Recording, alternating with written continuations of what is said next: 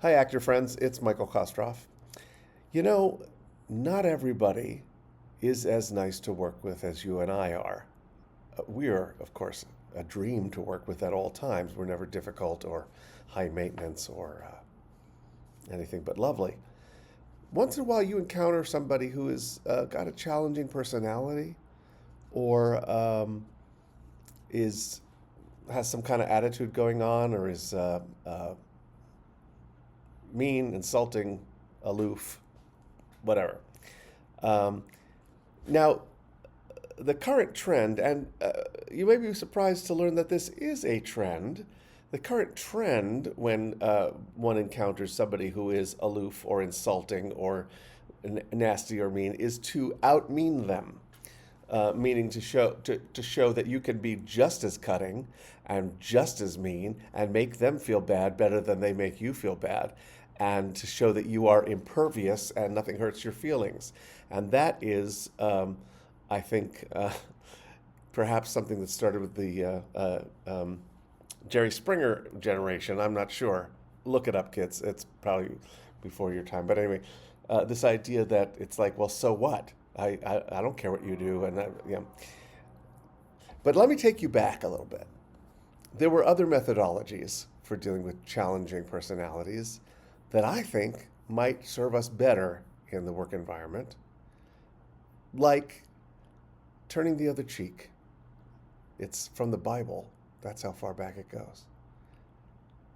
The idea of I think it says something about if somebody slaps you on your right cheek, offer him your left as well.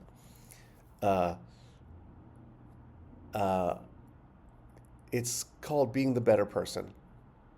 And to this generation, to this time, it sounds weak. I'm not going to let somebody get away with that. Well, uh, I think the battle of who's a better insulter and who's more impervious and who's meaner doesn't end up with a winner ever, um, as evidenced by the ongoing battle between left and right in our country. That's another story, of who can be meaner and give better insults.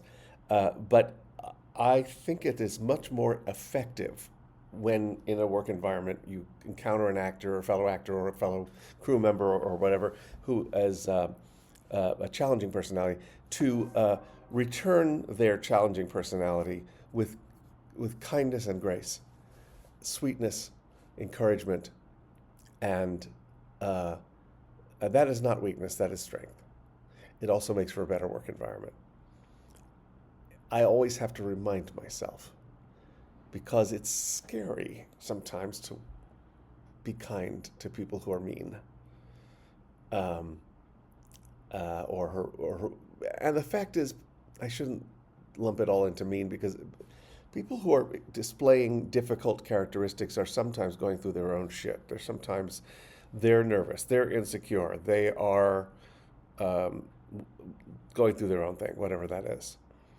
Um, and uh, Often, if you water that plant, so to speak, show it some love, you know, say, hey, I love what you're doing, you know, or you know, anything nice, or uh, behave as if they are being very kind to you. It can often lead to a better outcome. Um, I've had that experience. I've had that experience of uh, just pretending as if the person's being great, and making a point of going, "Hey, you're doing amazing stuff. It's really an honor to be working with you." And they melt, little by little by little. The ice melts, and um, they sort of lower their guard. It can happen, but I think it has a better chance of happening than if you're, well, fuck him, he's dead to me. Uh, I, yeah, it's hard. It takes a braver person to be the kinder person. And I'm not saying that so that you can be noble. Screw that. That's not the point. I'm saying that so that you have a chance of finding a better working relationship that works better for you. I promise this is not about being a good person, mostly. Um, But my question is always about what's effective. What is effective? What's the best way to go about things?